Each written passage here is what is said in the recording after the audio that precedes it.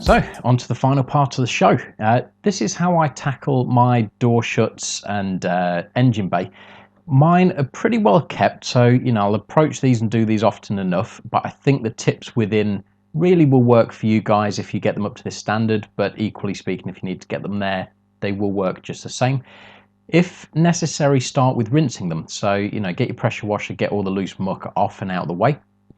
Once you've done that, a good liberal spray with an all-purpose cleaner. I'm using here Auto Glanz's Infinite.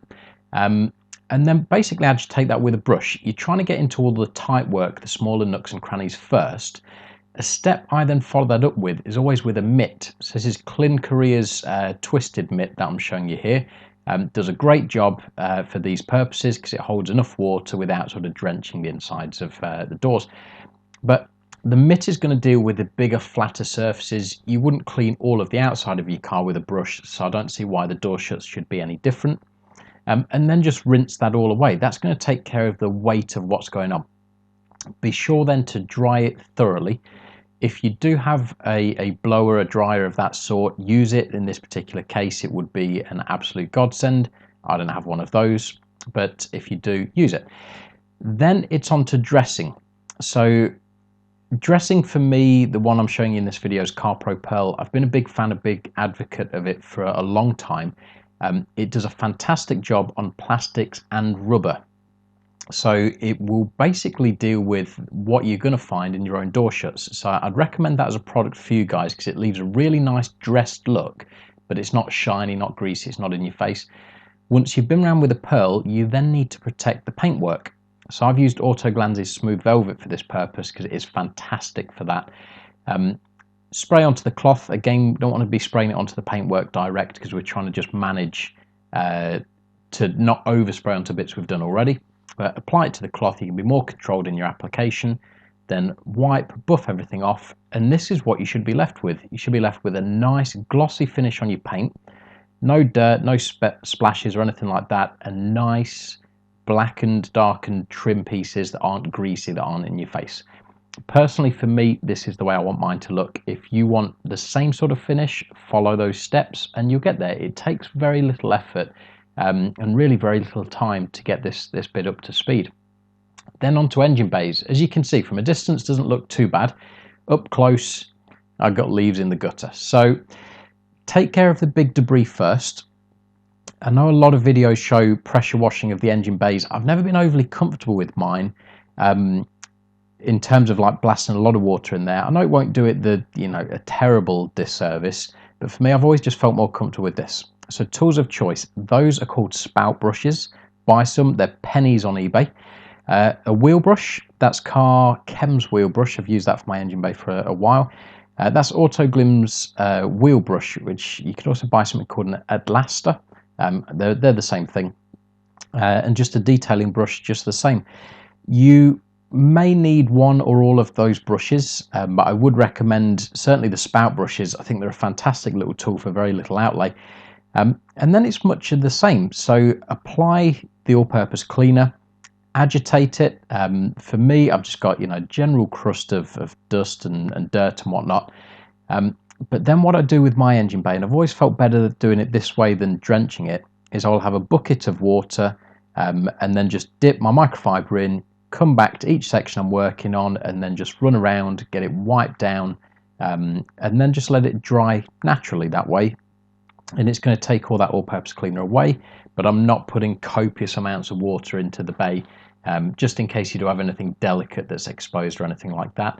And then just be methodical, work round, pick your sections. I always start top airbox and then it's sort of down to, sort of that section, the right-hand side for me, down to sort of the air intake and so on. And then once you've done that surface part, look a bit deeper into the engine bay. You'll be amazed the difference it makes.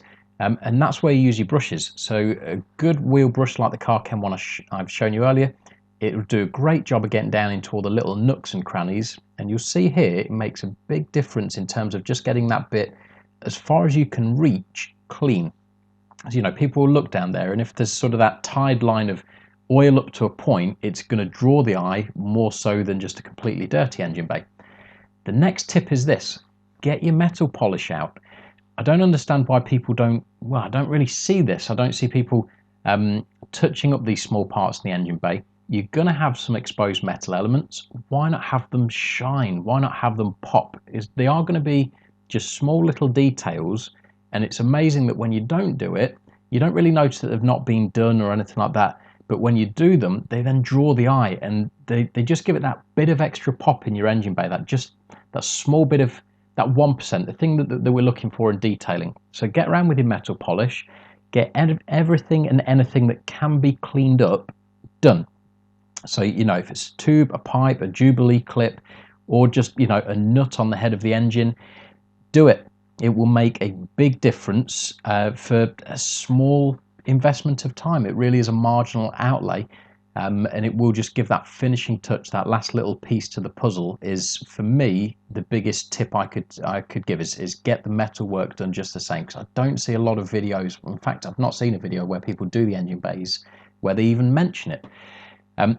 After you've done that, you should be in a position where things are clean and they're ready to be dressed. So again, for me, I'm out with the CarPro Pearl. It is a dilutable dressing. I've always just used it neat on the engine bay, and I just apply direct to the cloth and wipe it into the areas that do need to be dressed. And it gives me, again, it's a darkened dressed look, but it's not greasy and wet, and so that wet look shine that you can get with some dressings. But again, for me at least, it gives me the finish that I want. You may want to make your own judgments as far as your own dressings of choice. But I mean, have a look at this. You can tell it's being dressed, but it's not loud. It's not in your face. It's as close to factory / dressed as I really want it to look.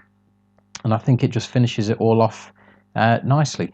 Again, be methodical, work around. There's no point missing parts of this, so it's going to draw the eye if you've missed a part. But I'll always do the same, is just work around methodically. Make sure you get up onto the scuttle as much at the top that you can get as well, because again, that's part of the engine bay. Don't miss it, and kind of take care of it in other parts of your car cleaning regime, because again, it will draw the eye when that bonnet is open if you've not got to sort of all this top part here.